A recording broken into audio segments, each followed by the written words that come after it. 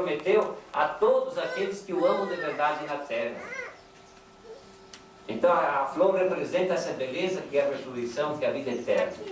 Então, e essa característica que é a liturgia de Dia de Finados, que é uma liturgia que vem resgatar o significado, o sentido da vida plena que Deus concede. E também, a Dia de Finados é a recordação de que nós todos vamos morrer. Aliás, a gente fica com a impressão de que a gente pensa que é sempre algo que vai acontecer com os outros. E são sempre os outros que vão morrer. Mas um dia nós vamos ter esse encontro com ela. E pode ser que seja mais breve do que a gente pensa. Verdade? Nós não temos nem garantia de atravessar a semana. Nós não temos a garantia de atravessar a semana. Ou alguém aqui tem garantia? O Evangelho diz, muito com clareza, fiquem atentos, vigilantes, porque vocês não sabem a hora e o dia. E quando não se sabe, quando acontece, qual é a melhor forma de estar preparado? Sempre pronto com Deus. A vigilância na Bíblia significa sempre, a cada dia, não adiar o bem que você pode fazer. Ah, eu posso fazer amanhã eu posso assumir um lado mais bom da minha vida, amanhã eu posso assumir com mais afinco a minha conversão. Engano e erro.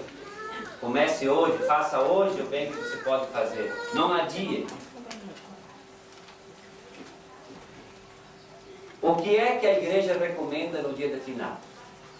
Uma vez eu fui visitar um cemitério e achei uma frase empoeirada no canto, muito interessante, com uma sabedoria muito grande, que dizia assim: a homenagem daqueles que vão morrer àqueles que já estão mortos. A homenagem daqueles que vão morrer àqueles que já estão mortos.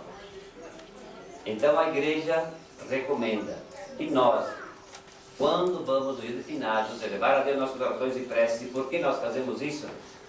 Rapidamente, três motivos. Primeiro, quando a gente reza, a gente está manifestando a nossa comunhão. Vivos ou mortos pela fé em Cristo Jesus, sempre somos irmãos. Certo? Sempre somos irmãos. Na segunda leitura, São Paulo diz muito claro: na morte de Cristo nós somos batizados. Portanto, como promessa do batismo, livres da mancha original, cumprindo essas promessas de Deus, um dia veremos habitar os céus. Então nós estabelecemos essa comunhão com aqueles que estão junto de Deus. Crer nessa comunhão. Se a morte teria poder realmente de acabar tudo, a gente neste momento não estaria recordando de nenhuma pessoa que a gente amava que morreu. Mas com certeza cada um de vocês se lembra e recorda daqueles que viveram com vocês. A sua vida, a sua história, os seus defeitos, suas grandes qualidades, as suas virtudes. E por que a morte não pode apagar isso? E a morte não apaga. Ela pode estragar um corpo que nós temos, mas ela não pode acabar com a vida. E essa vida continua. Na eternidade, aqueles que estão na eternidade, nós estamos saboreando essa comunhão espiritual pela lembrança constante que nós temos dele. Então, primeiro aspecto, a gente reza porque acredita nessa comunhão espiritual com aqueles que estão em Deus. Segundo lugar, a oração ajuda e conforta todas aquelas pessoas que estão tristes e enlutadas pela perda de seus entes queridos. E terceiro, a gente reza porque a gente acredita que com nossas orações a gente pede a Deus que, se for da sua vontade, independente da sua misericórdia, que é grande, que é imensa, que é infinita, que Deus possa também salvar, entregar nas mãos de Deus.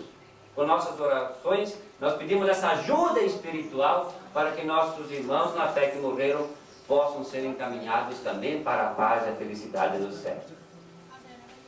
Então, vejam como isso tem significado e sentido. E para quem acha que nós estamos fazendo bobagem, vocês pegam a Bíblia e, por favor, católicos, está na hora de nós começarmos a usar a Bíblia e rezar bastante com ela.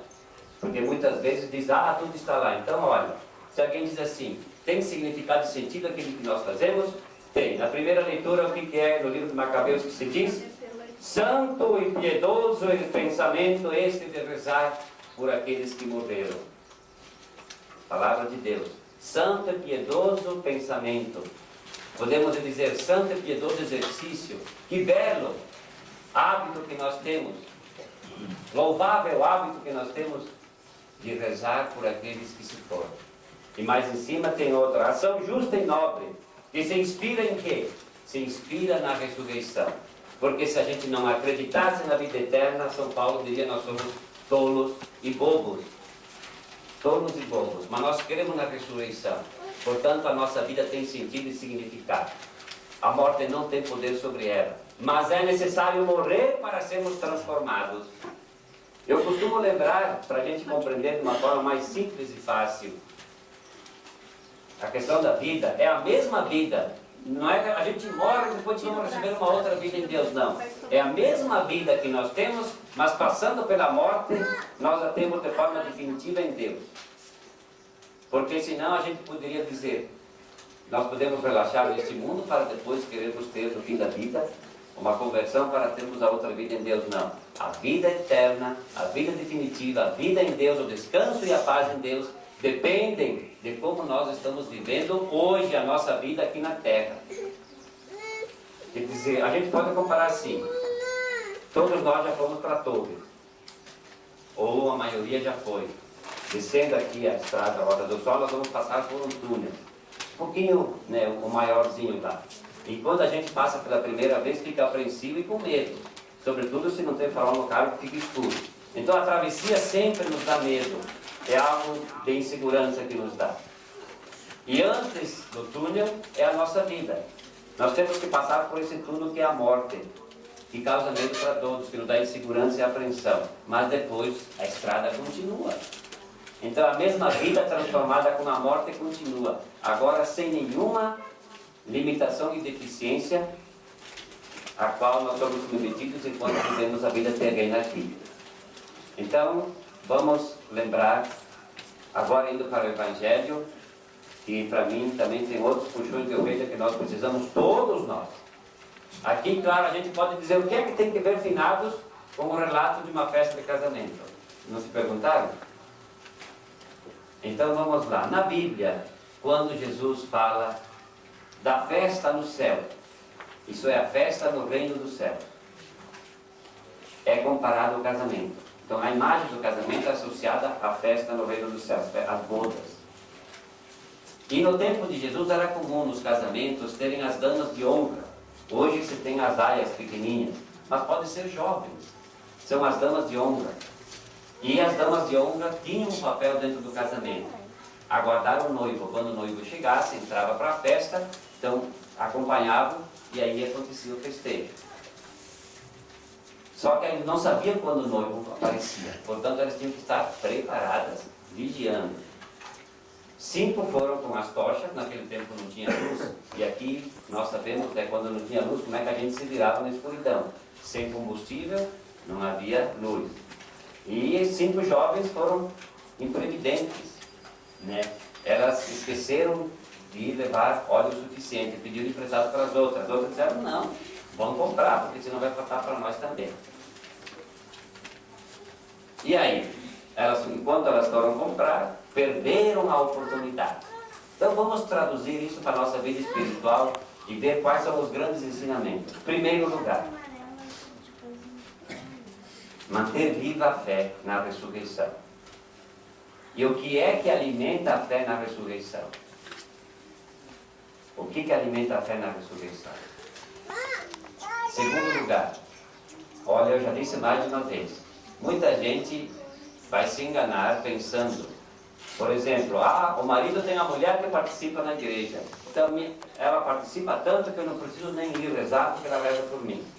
Ou os filhos dizem: os pais vão para a missa, participam da igreja, então nós também não precisamos ir porque eles estão fazendo o nosso trabalho. Certo?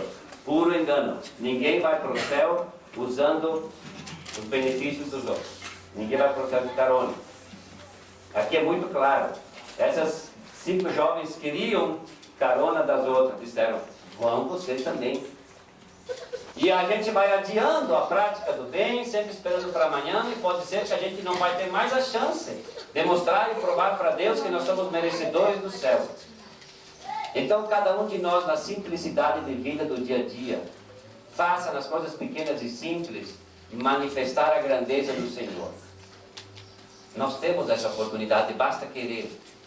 Alimentemos a nossa fé na verdade da ressurreição. Aliás, a vida eterna, crer na vida eterna, de certa forma, entre aspas, nos obriga que a cada dia a gente cuide e vive com qualidade todas as nossas atitudes e ações. Porque a gente sabe que se não viver direito, corremos o risco de não sermos reconhecidos. Foi fechada a porta e diz: eu não conheço vocês. Como é que nós vamos ser reconhecidos por Jesus quando a morte nos encontrará e a morte nos levará para Deus? O que é que nos torna conhecidos para que Jesus diga: venha bendito do meu Pai, porque realmente você cumpriu com as minhas exigências, você cumpriu a sua missão de cristão. Então pense como você está vivendo. Finados não é só homenagear aqueles que se foram, mas é uma interrogação sobre o nosso futuro também, porque um dia nós queremos estar aonde já estão aqueles que nós amamos. Creio em Deus Pai Todo-Poderoso, Criador dos céus e da terra.